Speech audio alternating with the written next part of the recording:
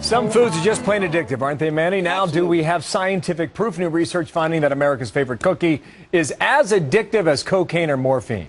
But just this week, researchers at Connecticut College said that the Oreo is just as addictive as cocaine, at least in lab rats.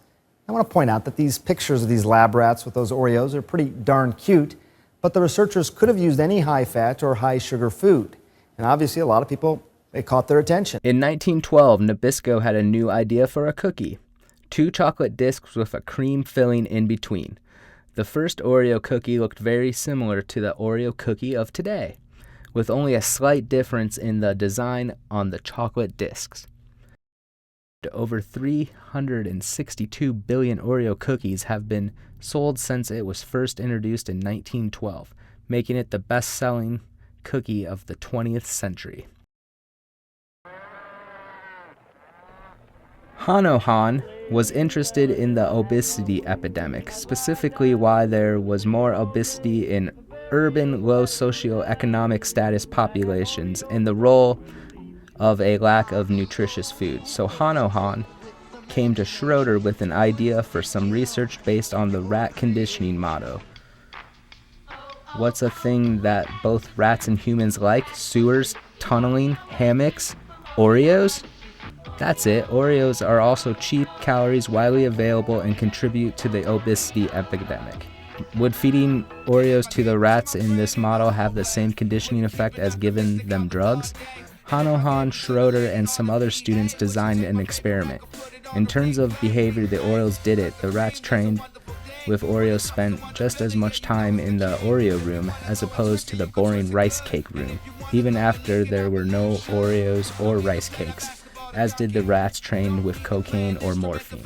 Researchers went a step further. What if we cut open their brains too, they wondered. We examined the nucleus accumbens, Schroeder explained to me, which is the brain's pleasure center. We measured the expression of the protein there, CFOS, so it basically tells whether the brain center is being turned on or not in response to behavior. And we found that there was a greater number of neurons that were activated in the brain's pleasure center in animals that were conditioned to Oreos compared to animals that were conditioned to cocaine or morphine. Connecticut College, they did this study. What do you think of the findings? Look, I think the findings that bring nothing new to the table. We know for a fact that sugar and fat, when you look at the stimulation centers of the brain, the pre-cerebral cortex, it stimulates satisfaction. It's very similar to what you get with a lot of things that stimulate your brain. And of course, they compare it to, cocaine and morphine and heroin and things of this sort. But there's a big difference. They tried to link this whole thing about how addictive it is, and therefore this may be a big problem for obesity epidemic in America. Give me a break. The obesity epidemic in America is multifactorial. You got lack of exercise, you got portion problems, you got stress, you got economic factors. One cookie ain't the problem, boys and girls. Our ancestors ate whole grains, but we're eating white bread. American Indians ate corn. We eat corn syrup.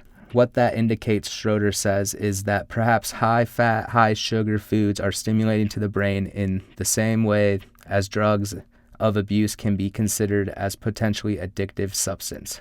We make our food very similar to cocaine now, commented unmoved Dr. Agreed Jack Wade at the time. Wade is a biomedical imaging researcher at Brookhaven National Laboratory. Wang also drew an interesting parallel between the social roles of processed food and cocaine. Kraft Foods posted a gay pride version of the Oreo cookie on its Facebook page. A Kraft Foods representative told ABCnews.com that the Pride ad was the first in a series of advertisements that will use images of Oreo cookies to observe current events, and explained that the ad had been made in recognition of Pride Month. Kraft Foods has a proud history of celebrating diversity and inclusiveness.